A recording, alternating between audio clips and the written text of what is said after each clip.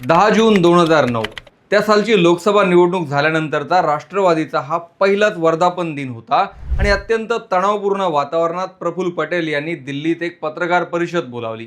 या पत्रकार परिषदेत त्यांनी जाहीर करून टाकलं की राष्ट्रवादीचे वरिष्ठ नेते आणि मंत्री पद्मसिंह पाटील यांचं पक्षातून शरद पवारांच्या आदेशाने निलंबन करण्यात आलंय।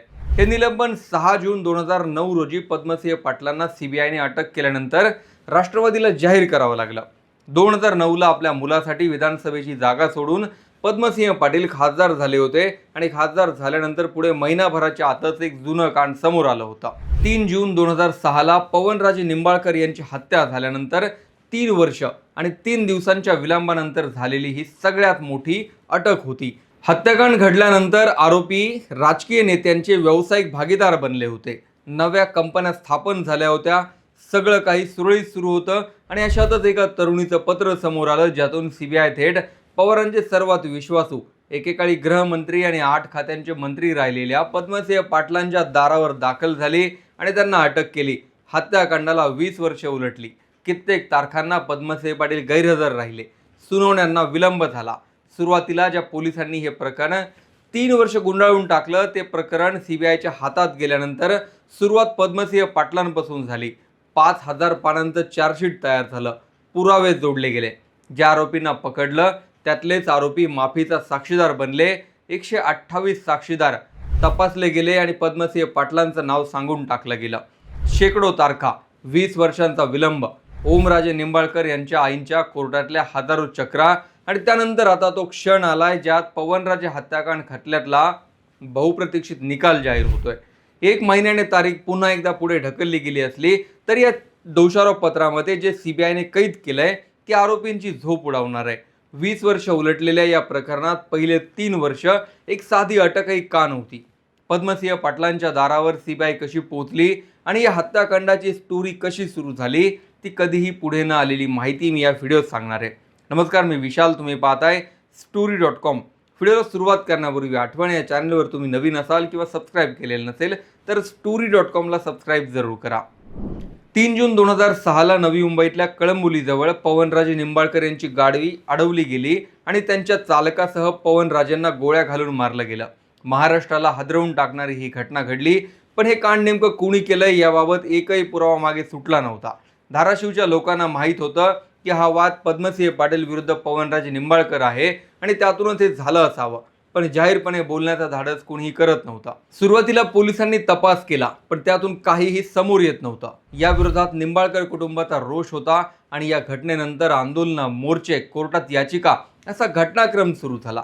पण सत्ता पक्षात म्हणजे काँग्रेसमध्ये असलेल्या निंबाळकर कुटुंबाला या लढ्यात कोणाची साथ मिळत नव्हती। वाद सुरू झाला होता 2004ला तेरणा ट्रस्टमधील गैरव्यवहार आणि जिल्हा बँकेतल्या घोटाळ्यावरून। पण त्याआधीची ही एक स्टोरी आहे जी फार कमी लोकांना माहिती आहे। नात्याने चुलत भाऊ असलेल्या पद्मसिंह पाटील आणि पवनराजे यांच्यात सुरुवातीपासून राजकीय सुप्त संघर्ष होता। 1991ला पवनराजे हे जागजी गटातून जिल्हा परिषद सदस्य म्हणून निवडून आले, त्यावेळी त्यांना अध्यक्ष व्हायचं होतं। मात्र पाटलांनी विरोध केल्याने त्यांनी राजीनामा दिला। महावितरणच्या सदस्यपदी पवनराजे यांची नेमणूक करून या वादाचा समझोता करण्यात आला।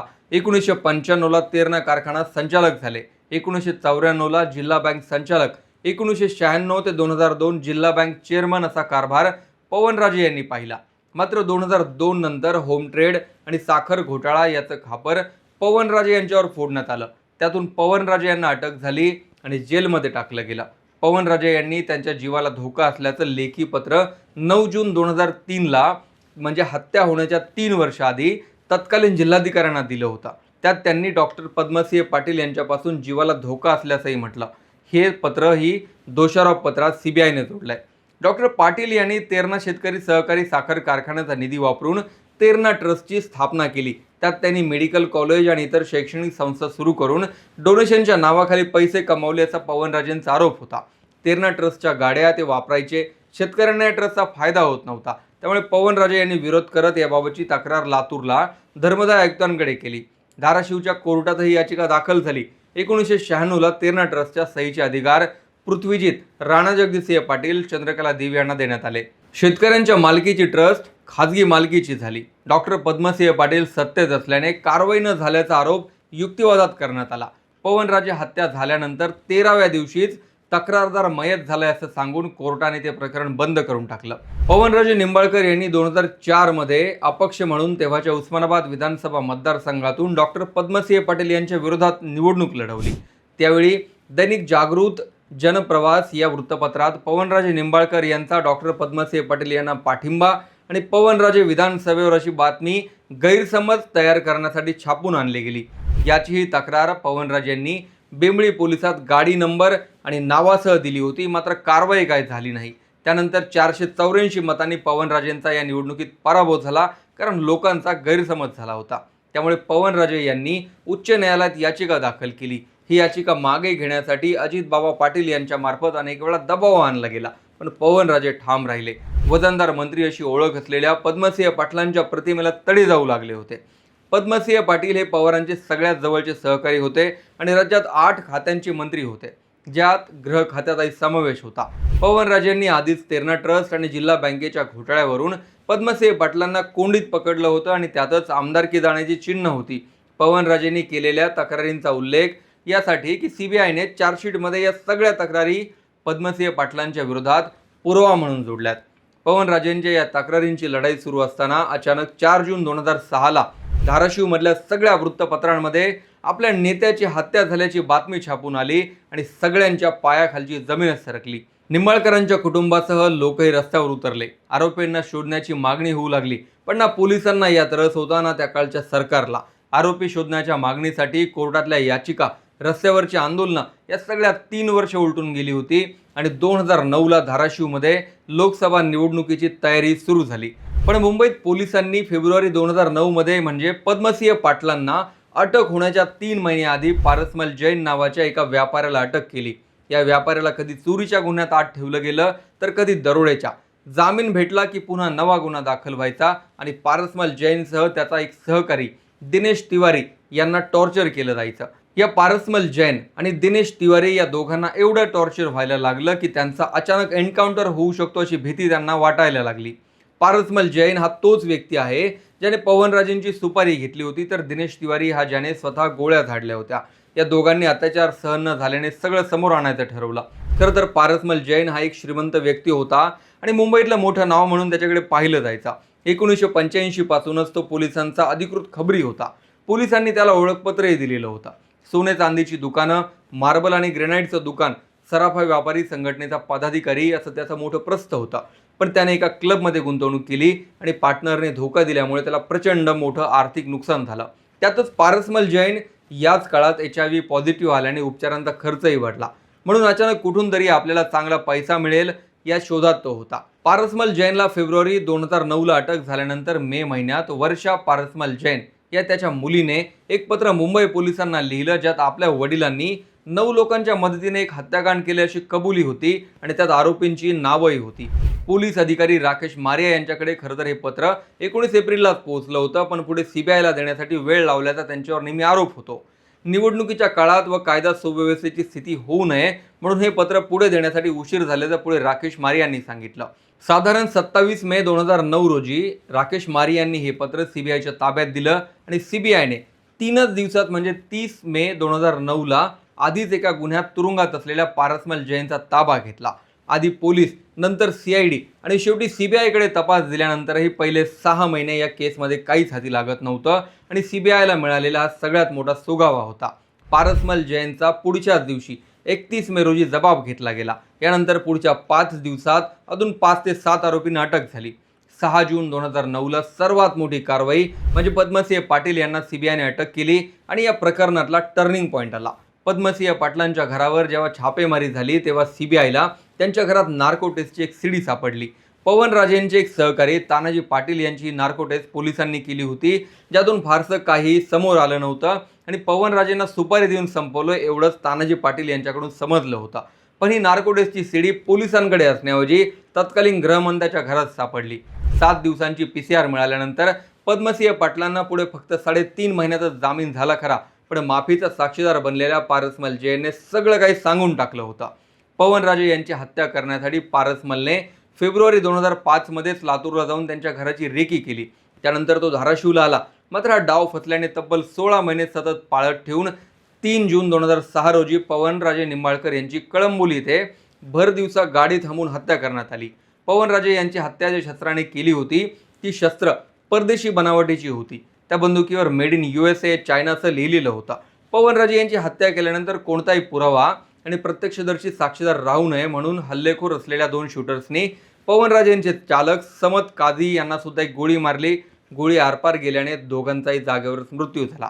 पवनराजे यांच्यावर 2 गोळ्या झाडल्या, त्यातली एक गोळी डोक्यात लागली तर काझी यांच्यावर एक गोळी झाडली. सुरुवातीलाच राज्य उत्पादन शुल्क विभागाचा एक पोलीस निरीक्षक शशिकांत कुलकर्णी याने 2 टप्प्यात 4 लाख रुपये आरोपींना दिले होते. त्यानंतर पारसमल जैन उत्तर प्रदेशात गेला आणि तिथे कैलाश यादवला भेटून छोटू पांडे, दिनेश तिवारी आणि पिंटू सिंग यांना 25 लाखांची सुपारी दिली. 1.5 लाख ॲडव्हान्स शस्त्र खरेदीसाठी दिले. बिहारमधल्या सिवानमधून 2 देशी कट्टे आणले.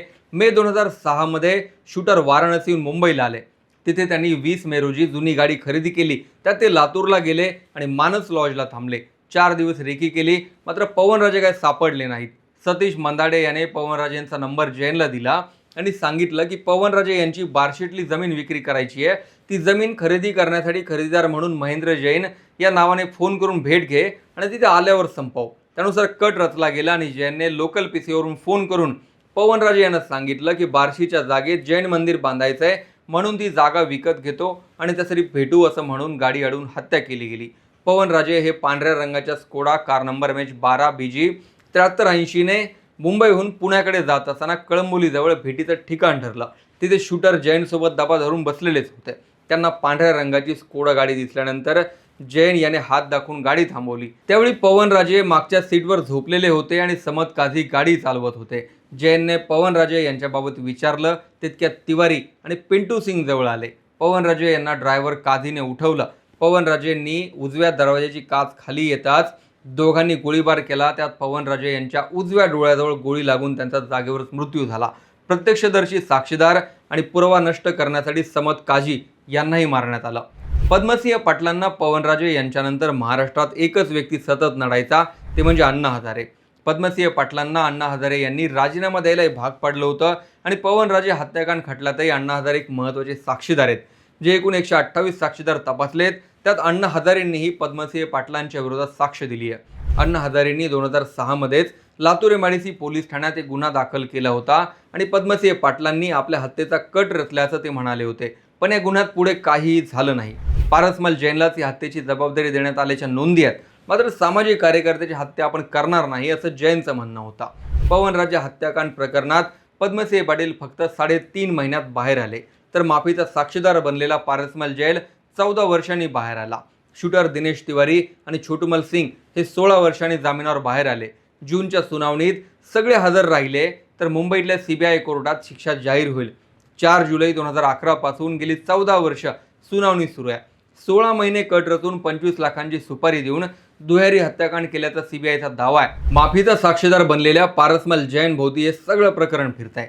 पवनराजे यांच्या पत्नी आनंदीदेवी राजे निंबाळकर, पुत्र खासदार ओमराजे निंबाळकर आणि डॉक्टर जयराजे निंबाळकर ही गेली 20 वर्षांपासून कायदेशीर लढा देत आहेत.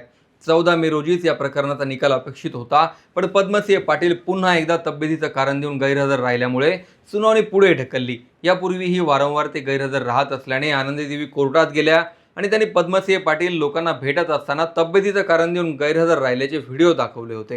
हायकोर्टाने आदेश दिले की कालबद्ध मर्यादेतच ही सुनावणी पूर्ण करावी. मात्र तरीही 2006 साली हत्या झाल्यानंतर 2026 मध्ये म्हणजे जवळपास 20 वर्षांनी याचा निकाल लागतोय. वडिलांची हत्या झाली तेव्हा काँग्रेसमध्ये असलेले ओमराजे निंबाळकर पुढे शिवसेनेत दाखल झाले आणि या लढाईत दिवंगत शिवसेना प्रमुख बाळासाहेब ठाकरे त्यांचा सर्वात मोठा आधार बनले. बाळासाहेबांनी 2009ला ओमराजेंना आमदार केलं आणि राजकीय ताकद दिली. बाजूच्या बीड जिल्ह्यातले नेते गोपीनाथ मुंडे यांनीही ओमराजेंना भक्कम पाठिंबा दिला. उद्धव ठाकरे कित्येकदा धाराशिवला गेले आणि पवनराजेंच्या मारेकऱ्यांना फासावर लटकवल्याशिवाय राहणार नाही असा शब्द दिला.